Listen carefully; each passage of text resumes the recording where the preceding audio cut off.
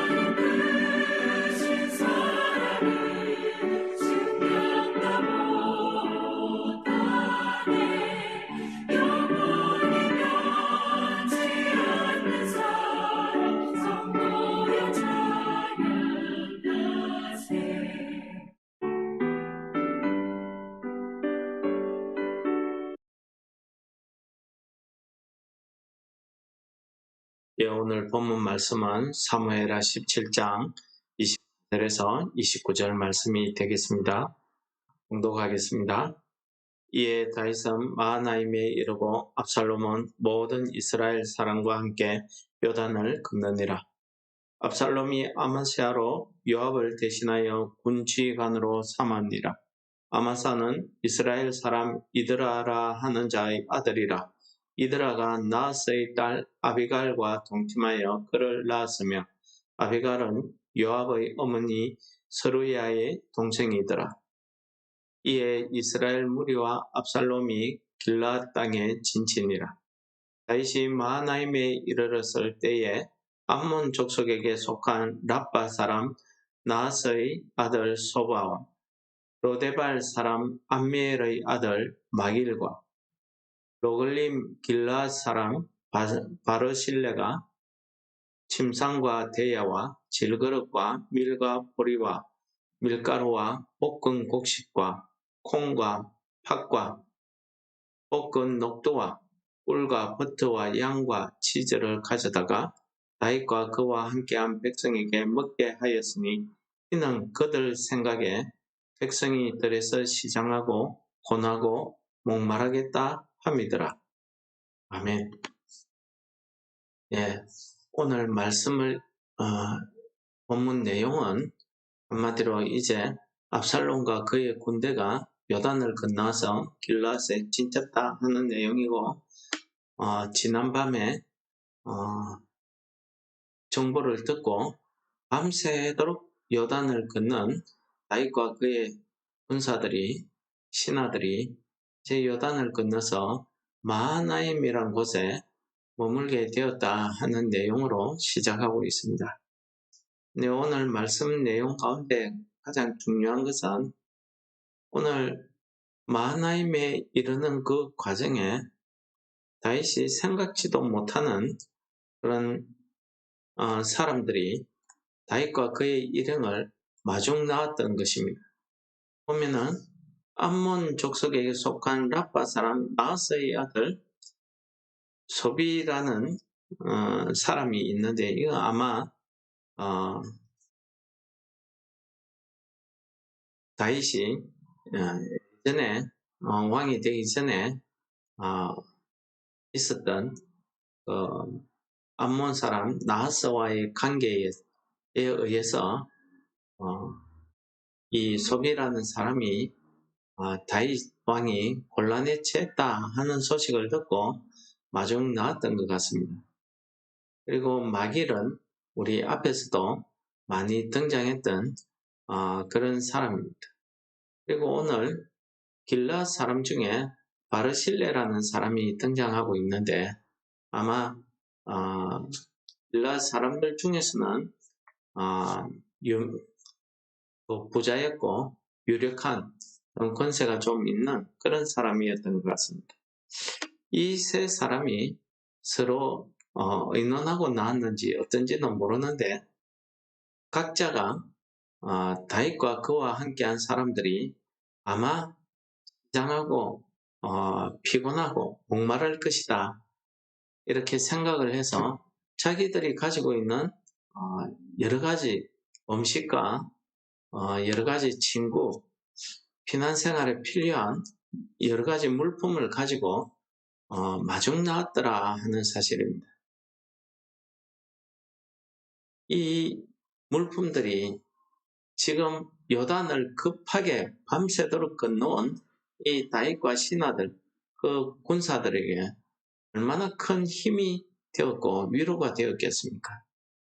아무도 반겨주지 않는 그곳에서 아무것도 가지고 오지도 못했는데, 또 뒤에서 습격한다는 소식을 듣고 급하게 요단강을 건넜습니다. 밤새도록 건너서 마하나임까지 걸어왔기 때문에 얼마나 피곤하고 지쳤겠습니까? 먹을 것도 제대로 챙기지 못했을 것입니다. 다윗이 압살롬의 반역에 의해서 도망 다니는 그 과정에 보시면은 다윗이 많은 사람들의 도움도 받았지만은 다윗은 가는 곳마다 자기를 저주하고 비난하는 사람들도 만나고 있습니다.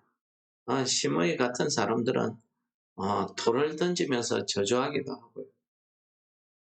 그렇게 했지만은 그는 그러한 모든 모욕과 그러한 수치를 아무 말 하지 않고 대항도 하지 않고 대꾸도 하지 아니하고 그저 묵묵히 자기가 도망갈 수 있는 최대한 멀리 갈 수 있는 그 길을 이렇게 따라서 도망을 가더라는 것입니다. 중간에 자기를 배신한 사람이 누구다 하는 소식도 듣기도 하고요. 그렇게 믿었던 신하가 배신할 줄 어떻게 알았겠습니까?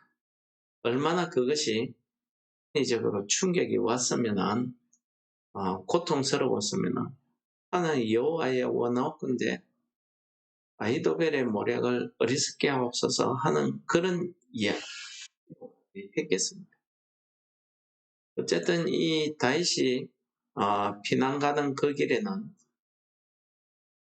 피곤하고 저주받고 배신당하고 여러 가지 어려움이 겹겹이 쌓여있는 그런 과정이었습니다. 그런데 이 다윗이 그러한 과정을 거치면서 한 번도 그 사람들에 대해서 뭐라고 대꾸하지도 아니하고 그냥 가만 내버려둬라. 내 죄 때문에 여호와께서 시키신 것이다. 라고 이렇게 묵묵히 그 모든 수모를 당하면서 가더라는 것입니다. 사실 자살하고 싶다면 아이도벨보다는 다윗 왕이 더 자살하고 싶지 않겠습니까? 얼마나 수치스러웠겠습니까? 이렇게 고난 가운데서도 피난 다니는 이 과정에서도 가만 보면 하나님께서 곳곳에 도움의 손길을 마련하고 있더라는 것입니다. 친구, 후세 같은 사람도 그렇죠. 그리고 대제사장들, 그들 밑에서 정보를 전해주는 그 아히마스와 요나단 같은 사람들. 오늘 생각지도 못한 이 세 사람이 등장하고 있습니다. 이들을 통해서 그 배고픔도 해결하고 그들이 편히 쉴 수 있는 잠자리도 마련할 수 있게 되었던 것입니다. 얼마나 큰 위로가 되었겠습니까? 저는 이런 과정을 읽으면서 역시 하나님께서 택한 사람은 어떠한 경우에도 하나님이 버리지 아니하시고 이렇게 그를 위해서 일하고 계시구나 하는 것을 우리에게 잘 보여주고 있는 장면이다. 이렇게 생각이 됩니다. 사실 사무엘하를 계속해서 묵상하면서 사무엘하에 드러나는 이 다윗의 모습을 보면 저나 여러분들 같은 우리와 같은 그러한 모습을 이 다윗을 통해서 우리가 볼 수 있습니다.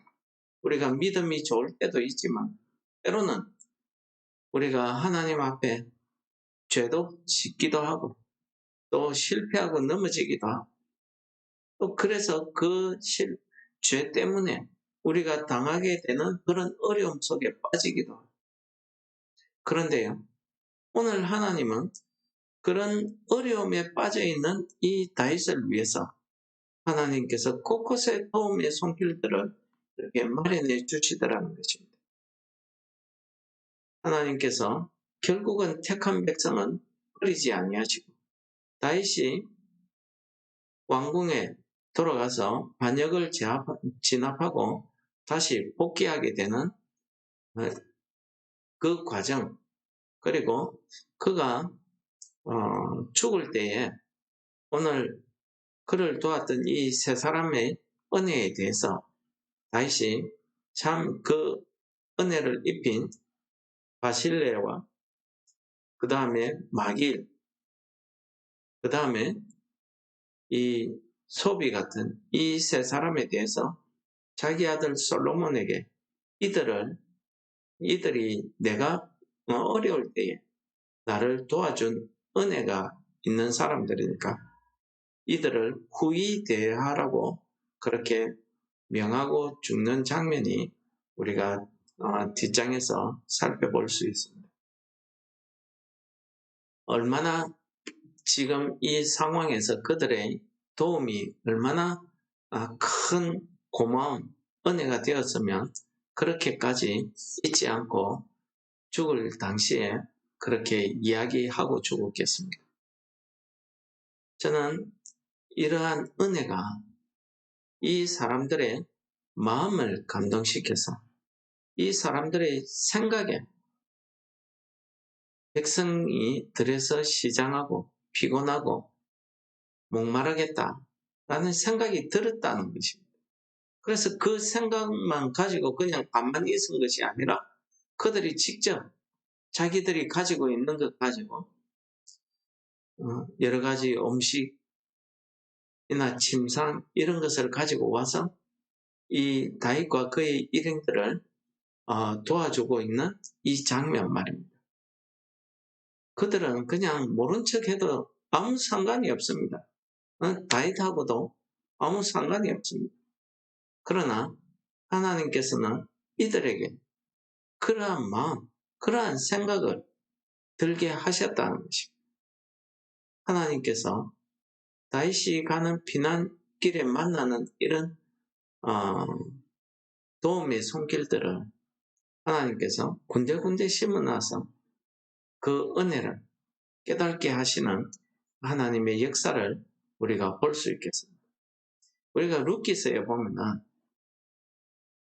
룻기서는 한 가정의 이야기고 한 여인에 관한 이야기지만 이 룻기서에서 나타난 그 과정의 내용을 보시면은 하나님께서 이 보아스라는 사람을 통해서 구원받은 죄에서 회개하고 돌아온 그 나오미와 룻에 대해서 어떠한 은혜를 베풀고 있는가 하는 것을 잘 보여주는 책이 이 룻기서입니다.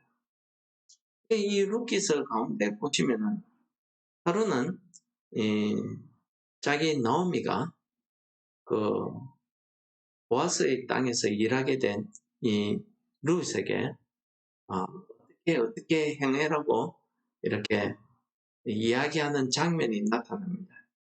그 이야기를 듣고 그 밤중에 새벽에 아무도 모르는 그곳에 타작을 끝내고 일꾼들과 같이 누워있는 그 보아스에게 이 룻이 찾아가게 되죠.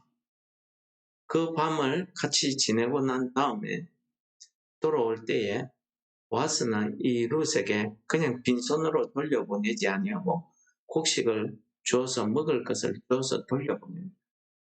그러한 룻을 통해서 그러한 은혜를 받은 이 나오미가 룻에게 하는 이야기입니다. 뭐라고 이야기합니까? 이에 시모가 가로되 내 딸아 이 사건이 어떻게 되는 것을 알기까지 가만히 앉아 있으라. 그 사람이 오늘날 이 일을 성취하기 전에는 쉬지 아니하리라. 이게 무슨 말입니까? 자기의 기업 물을 자, 고엘, 그 은혜를 우리에게 줄 때까지 쉬지 않는다는 것입니다. 우리는 이 구절에서 보아스를 통해서 일하시는 하나님을 우리가 볼 수 있다는 거죠.